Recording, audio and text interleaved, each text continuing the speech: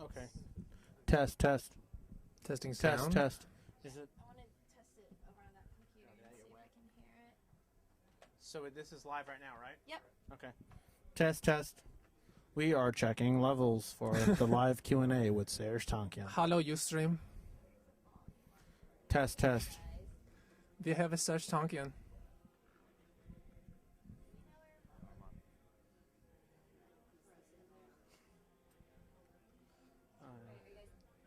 Test. We are Testing checking the this audio for the microphone as live well. Q&A with Serj Tankian. Okay.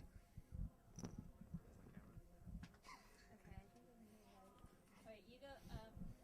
Testing and again. Test 1 2. Test 1 2. Test 1 2. Cool. We're good? We're good. Okay. So we are good to go. So Serj will be here shortly.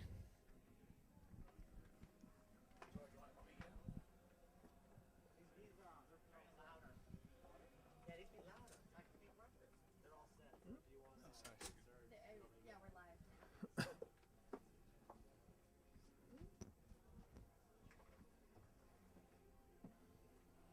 So you know what questions you're going to ask? Did you get the other ones from the computer? Okay.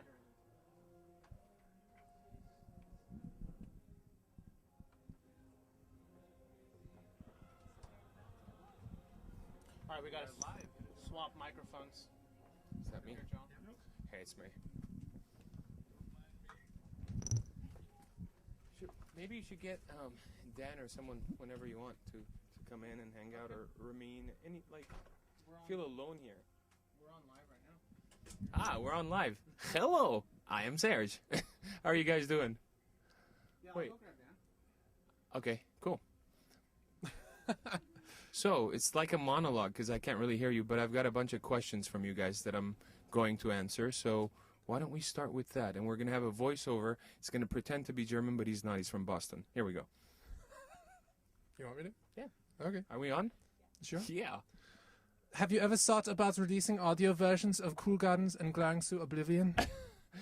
That has an X on it. No, it doesn't. Oh, cool. All right. Well, no, I haven't actually. Audio versions. I would assume that would be me kind of just reciting poetry on audio or video and kind of releasing that. There are a number of clips of me doing some of the poems on Cool Gardens from the first poetry book, but I'm looking forward to releasing Glaring Through Oblivion. It's got some amazing images from my friend Roger Kupelian, who's done some amazing digital painting work in Lord of the Rings and a bunch of other films. So, yeah. Next equestrian. What was it like to produce your father's album? Do they hear the questions? Yeah. Oh, that's awesome.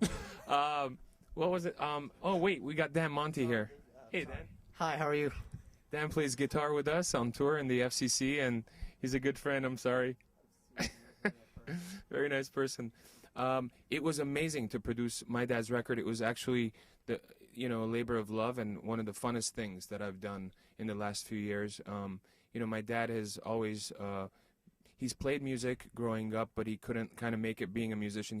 He became a designer. He went into another art form and to raise us, his family, and so later in his retirement, he was 72 when we recorded the record. It was like his dream come true, and so we did. And when I was growing up and when I decided to take music on as my vision, or when music took me on as its vision, my dad was really supportive. He he said, whatever you got to do, follow your dreams and do it. Whatever we have to do, we'll do it. And at the time, we weren't in the best place financially as a family. So that meant a lot to me, that belief, that encouragement. And so I wanted to kind of give back.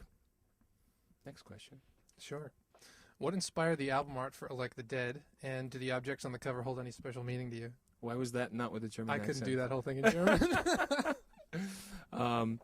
What inspired the cover art on Elect the Dead, and what? Okay, the original cover art. There were a few variations, but the original cover art for the Elect the Dead record were licensed from a good friend of mine, Vahe Berberian, and he's a phenomenal artist. He's a painter. He puts together three-dimensional objects. He's a dramatist. He writes for theater, comedy. He's written books in Armenian, and he's a very talented guy. He's actually here in the next room, and so I wanted to use some of his images. And the image, the front cover image on Elected Dead, to me was very profound. When you look at the little angel with the blacked out eyes and in a cage, it just says so much. And I guess it's more for the viewer to interpret what that would mean to them, but it was very profound for me, so I decided to use that. What are you afraid of, and what is your biggest fear? My biggest fear is fear itself. Daily. There's a lot of reasons to be fearful in life, but none of them really. It's not the way to go. Anytime that you follow fear, you always make the wrong decisions, I guess. Yeah.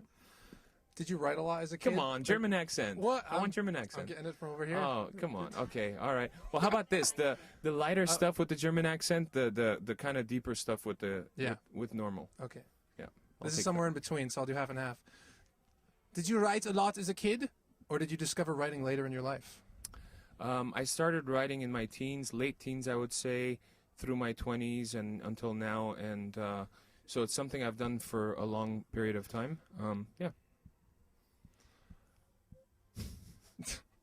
Do you think there will ever be a presidential voting system that is driven by the people instead of driven by money? Wow.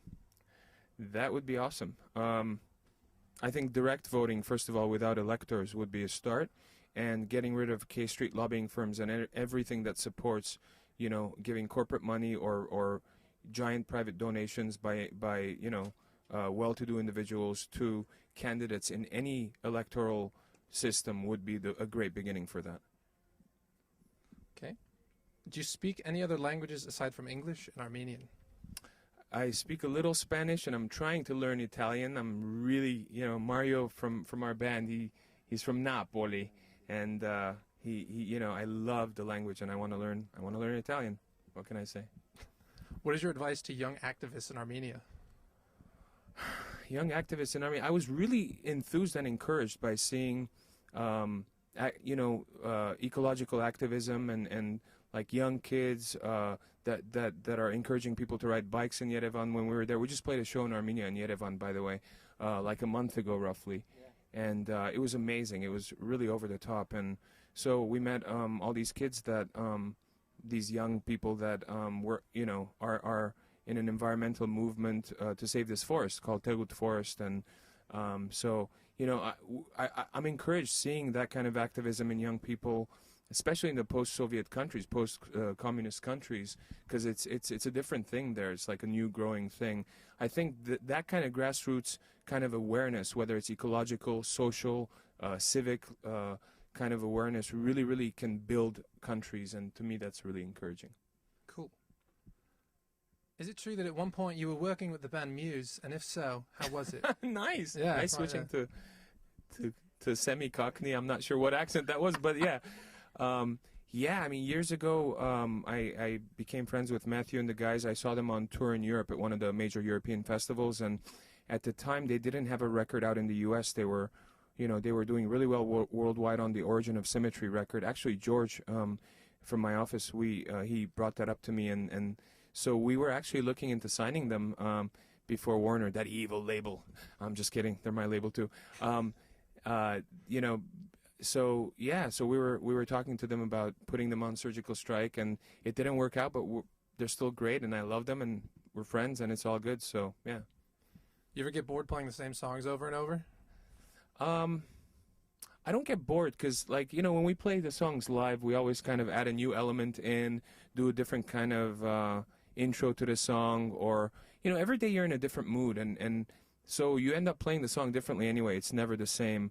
And we also change around the sets depending on how long our set time is. The festivals, for example, are shorter sets, so we play different things, and the headliners are obviously longer, so we get to play kind of everything and add on last-minute covers and whatever. So yeah. Impromptu question: how did you and Dan start working together? How did you meet? I'll give this question to Dan. We met through a mutual friend, an artist named Buckethead, who is he's one of the most ridiculous guitar players on the planet, but a great guy. And Serj was producing and releasing a Bucket record, and Bucket brought me along to co-produce and engineer and do the whole thing with those guys, and that was how we met. Yeah, it was awesome. That was awesome. Great record. Loved it. Loved making that record. Oh, I lost. There we go. Which album of yours from any of your projects was the most fun to record? Man, they were all fun to record. I mean, Elected Dead was great. Dan and I spent a lot of time in the studio and laughing, a lot of Italian food, as I remember. And, you know, we had a great time recording that. And then Elected Dead Symphony was awesome because it was a live orchestral show, and well, you were there as well. And let's do it.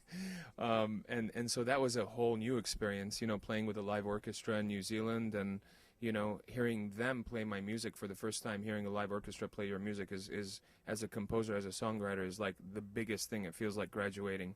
And and then recording in perfect harmonies was really interesting for me as well, because it's like recording 4 different records in one. You make the rock record with the live instruments, you have the electronic music and all the beats and samples, like making an electronic record, then you have the live orchestral, you know, recordings and everything. So it was a lot of fun. And then Dan came in, played some guitars, and Mario and Troy came in, played some bass and drums, and we had some different singers. So it was quite fun. Yeah, they're all fun in different ways, I guess. Yeah. So being a being a multi-instrumentalist. German, please. Oh, I'm sorry. Being a multi-instrumentalist, do you have a favorite instrument? I love that. Yeah, I want to say the melodica. No, actually, my favorite instrument is the trumpet. And I don't know why, but to me, you know, I like a lot of different instruments. I like the cello because it's the closest sound to the human voice, for example. But for me, the trumpet, something expressive about it. The trumpet could be sad, it could be happy, but it's always sexy. Do you ever listen to your own music in your free time? No. No? Considering you're such good friends with other talented musicians like Tom Morello and Dave Grohl, have you ever considered forming a side project with any of them? I've had a couple of friends actually make some suggestions like that, like a super group thing, and it's been done before, obviously. I think it would be fun to do as a one-off project, and you know, do something like that. I actually went and saw Tom's mixing his record right now. Actually, his Night Watchman, his next Night Watchman record, his third one, and so I went and checked out some of the songs, and they're really great, and had fun last night. So yeah, something like that could be really fun. Yeah. Do you ever check out your Facebook, website, or YouTube page and read the comments posted that your fans leave you? You know, sometimes, like when we first put out Borders Are, I was interested in putting that out because of the message mostly, as well as the fact that it really is a great example of what the record's about musically. So I was really interested in reading some of the comments and blogs, and I was doing that. And it really did what I kind of envisioned, which is kind of compel people to really talk about the issue of borders. Some people had full political thesis online and whatnot. And some people were talking about the music because it's obviously a different sound. So they were talking about, you know, like I heard one comment like, where's the guitar and stuff like that. And I'm like, wow. And then someone else going, hey, man, this is a song without borders. Why should it have guitar and all this stuff? So they were going back and forth. And I really enjoyed that kind of thinking and kind of, you know, questioning things back and forth. Yeah. You ever get nervous before you go on stage for a show? Sometimes, not often, but you know, if there's something I've never done before, like for example, playing with the orchestra, for the Auckland Philharmonia Orchestra, the first time I went on, I've never done that, so I was like, oh man, I hope I don't F this up, you know. So you get a little nervous, but it's mostly excitement that translates into adrenaline, which translates into a great performance, you know. But I'm kind of, you know, it depends on the day. Generally not, you know. Generally I'm pretty cool. It's what I do, you know. What about Dan? He looks pretty chill. Not nervous. Some anxiety, just a little bit, but nothing a glass of wine can't take care of, you know what I mean? Let's do it. Is your jazz classical symphony going to be instrumental, or will there be vocals?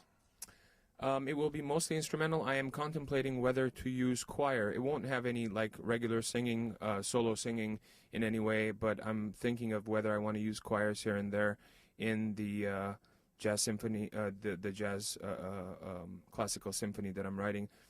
Just so I can explain this has nothing to do with this record, Imperfect Harmonies. A lot of people are confusing a lot of the things that I do. I'm writing my first real like classical symphony for orchestra, and hopefully we can premiere that next year with an orchestra somewhere, and we have some interest, so that's really cool. But yeah, it's a full classical / jazz symphony, and there won't be any like singing on it. I won't be singing on it. There might be some choir here and there. And you recently mentioned you were working on a non-fiction book. Do you mind telling us what it's about? I've been kind of drawing up the skeleton for a non-fiction book based on the intersection of spirituality and injustice. Not injustice, justice. Spirituality and justice. Yeah. On the cover of Imperfect Harmonies, is that a real suit or is it all digitally made? If it is a real suit, where can I get one? Wow. It's a suit I wore, and we actually painted that in the studio where we were taking pictures. The idea on the cover was to be standing between the natural world and the unnatural world, and seeing the devastation on the unnatural side, and seeing the kind of beauty and growth and of the natural side. The suit was supposed to be kind of half, dripping with rain, and so the color is kind of coming off, and the other side, not so drippy and kind of more. It's turned into an art project. I've worn it live on stage, and man, that paint is hard to get around. It's like really makes it stiff for you to move in it and stuff, and it's quite warm. Yeah, but c'est la vie. You can't buy that suit. Sorry. Sorry. Then you first started making music. Did you ever think that your sound would evolve so much? When I first started making music, I didn't have a sound for me to think about its evolution. So when I first started making music, it was pure expression, and that exploratory way of reaching out and creating sounds without really learning how to do so. And that's kind of how I still do things. I mean, here I am writing for not just band instruments, but a full orchestra, and I've never studied composition. I don't know how to read or write music, but I print them out for people to read and play. So it's kind of my way, the unlearned way of groping around in the dark and coming up with symphonies. But there's something to be said about art. When you study art too much, I think when you know the rules too much, then you're less likely to break them. If you don't know what the rules are, then you're just going with your intuition and your ears. And here's where I am. What did you major in college? In college, I majored in business administration, marketing as an option. Yeah, not music. So when did you start playing music, and particularly guitar? I started playing music between 18, 19 years old, right when I was about to start college, right after, or maybe the last year of high school, like a senior in high school. I started playing, I got a small keyboard and started playing that, and then guitar pretty soon thereafter. Yeah. Which music video of yours was the most fun to make, and why? Wow. I just realized I've made a lot of music videos.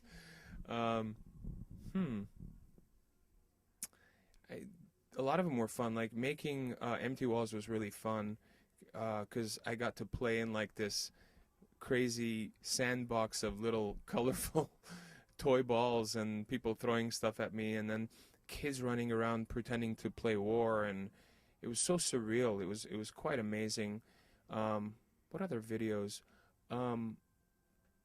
Making the Chop Suey video was really great too, because we got to play live in front of our fans at a Hollywood motel, and that was a great vibe as well. It didn't feel like a video; it felt more like a live show, so that was really cool as well.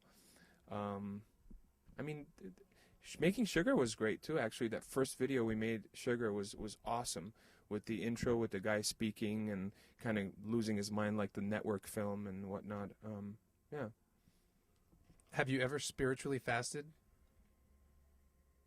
You mean fast, like not eating food? Yeah. Fasted in that sense? Yeah. Because spiritually fasted sounds like, have you ever not, it doesn't necessarily equate to food. Yeah, I have fasted once, actually, for about 2.5 days, I want to say, and it was a great experience. It kind of made everything in my life very clear, and I started to kind of anticipate things that were about to happen, which is quite interesting. Do you have a green lifestyle? I don't think any of us living in modern civilization have a real green lifestyle. None of us are indigenous, living in the outback, if you will, and growing our own food. And some people are harvesting their own energy, etc. So I don't think I live a green lifestyle, but I try to get as green as possible. Obviously, I recycle, and I get as many miles per gallon in my car as humanly possible in a model. And on tour, we try to do a lot of things that cut down our footprint. And I've got a few cool technological ideas having to do with holographic touring that I think would make a tremendous impact on our industry specifically as far as our carbon footprint. Do you want to talk about the holographic touring a bit? I'm going to save that for another session. Cool. Yeah. When did you realize you could make a living out of your music? When did I realize? I never really knew. It was kind of like when I was in my early 20s, I had an epiphany that music is what I need to do to be happy. And as soon as I realized that, I dedicated myself fully and became a lifer, as we call it. And, I didn't realize I could make a living off it. I was hoping I could, but I knew that I had to do music every day to be happy. And I think the music industry is so difficult that you have to kind of risk it that way. You have to be like, I got to do this. I have no choice for it to work, for your visualizations to actually be strong enough for them to, be realized. So, since you didn't go to school to become a musician, how did you learn about music and get interested in it? Noodling. I mean doodling. Noodling. Just playing around. Grabbed a small keyboard, like a Casio keyboard, and started playing around. And at the time, I was about to start college or going to college, and it was a great way of kind of meditating. It was a way of not thinking about anything else, my studies or work or whatever, whatever other issues were going on. And so it was a great escapist, it was a great form of escapism, and that led into it becoming my career. Yep. Do you think we'll ever have a president who will acknowledge genocide, or is it just a fantasy? We already have had a president who has acknowledged the Armenian genocide and used the G word. That was Ronald Reagan, actually, in the 1980s. And Congress, a few times in the 70s and 80s, have passed a genocide resolution in the U.S. A lot of people don't know that. And the reason that I think, the reason that we keep on wanting Congress to pass a genocide resolution today is because Turkey, a strong ally of the U.S., has still not has still not been honest enough with its own history to do the right thing. And we're hoping that by doing so, it'll pressure the government of Turkey to do the right thing. But it's also our archives, the U.S. archives show this genocide. 1.5 million people killed during World War I in the Ottoman Empire. Armenians and Greeks and Assyrians were massacred at the time.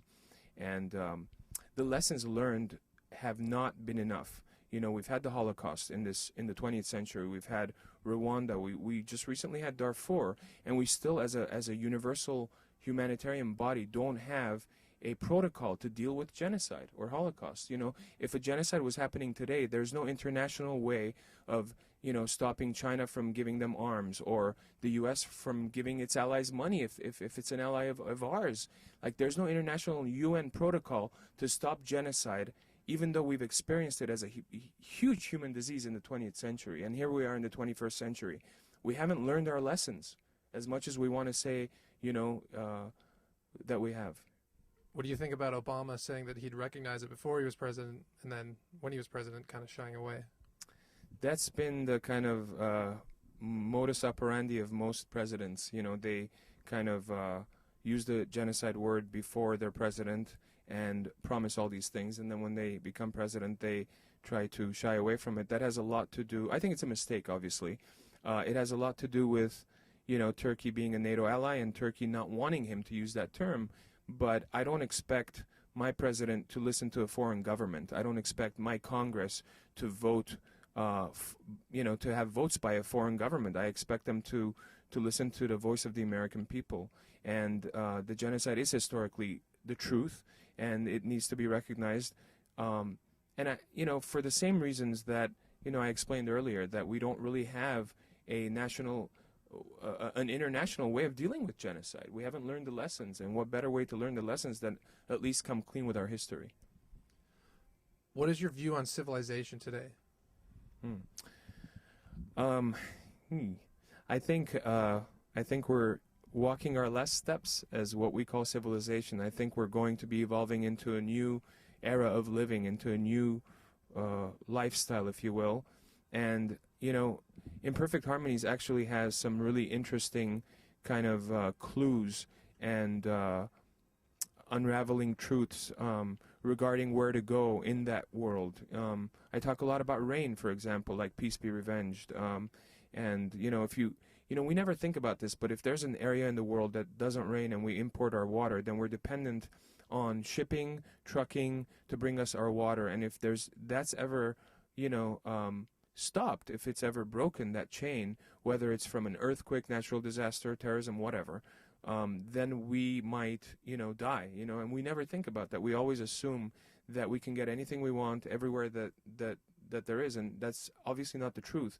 The accelerated rate of destruction of natural resources on the planet, coupled with an accelerated rate of growth in population, is not something that should be taken lightly. So we have to start paying attention to the little important things, like Southern California. Where do we get our water from? Most of our water doesn't come from here. Nevada, for example, same issue. Arizona, and these are important things to start thinking about. Down to the final two. Where can I buy your sheet music? We are going to make a book of our sheet music for Imperfect Harmonies. I don't know when, but soon, and put it out as a merch item. Yeah. Do you take enough time for yourself with your busy schedule, and what do you do in your spare time? Was that supposed to be Irish? It was mix of a few things. Yeah, I mean, just kind of capping it off. Boston, third generation Irish, maybe. Yeah. Oh, okay. I love to, on my spare time, I love to write music. It's really true, because the times that I actually come up with open the windows or doors for inspiration to creep through to me to present is when I'm actually free from all my other responsibilities, free from the phone calls and emails and interviews and everything, where I can actually just be myself and, get back to the truth, get back to, the inspiration, the muse. But also, I love reading when I'm on holiday. I love, hiking and running and going to the beach and, just kind of living a healthy lifestyle, mind, body, soul. Yeah. That'll do it. That'll do it. Yeah. Well, am I closing this? Viewers, watchers, listeners, friends, friars, fiends, thank you for joining us. This is, I guess, the end of the Imperfect Harmonies live stream. I'm really thankful that you guys decided to join us tonight, and hopefully we can do this again sometime. Ciao.